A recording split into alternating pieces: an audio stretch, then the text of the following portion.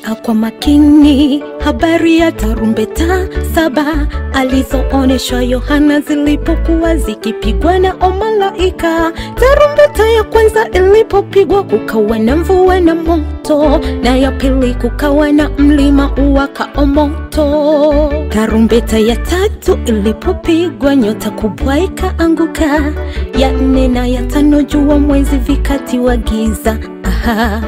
Na ya 6 ilipopigwa malaika 4 wakaruhusiwa kuwaua watenda dhambi wote. Tarumbeta ya 7 ni tukio la kuja kwa Bwana, akija kututoa katika dunia ya dhambi. Je, wewe rafiki utakuwa umejiandaa aje? Acha dhambi ndugu, ili ajapo tumlaki. Tarumbeta ya 7 ni tukio la kuja kwa Bwana, akija kututoa katika dunia ya dhambi. Je, wewe rafiki utakuwa umejiandaa aje? Acha dhambi ndugu, ili ajapo tumlaki.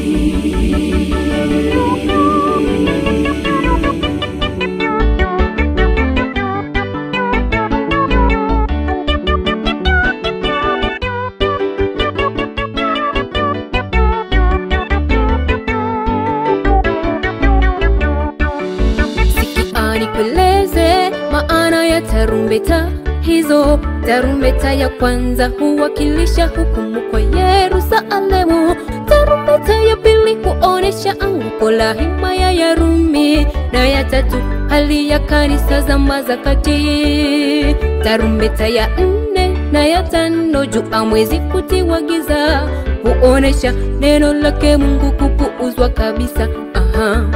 Na ya 6 huonesha mateso kwa watu wale wote walomkataa Mungu na kuziabudu sanamu. Tarumbeta ya 7 ni tukio la kuja kwa Bwana, akija kututoa katika dunia ya dhambi.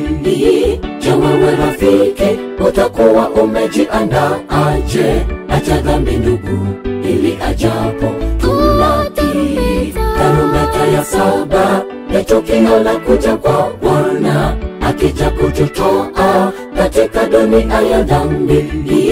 Je, wewe rafiki utakuwa umejiandaa aje? Acha dhambi ndugu, ili ajapo tumlaki.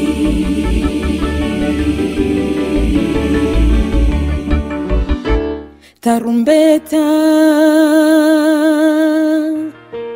tarumbeta, tarumbeta.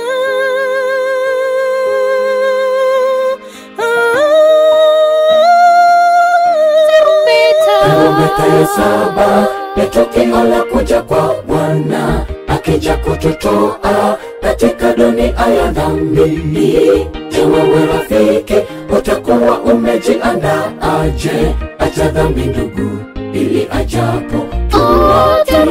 Tarumbeta ya 7 ni tukio la kuja kwa Bwana, akija kututoa katika dunia ya dhambi. Je, wewe rafiki utakuwa umejiandaa aje? Acha dhambi ndugu, ili ajapo tumlaki.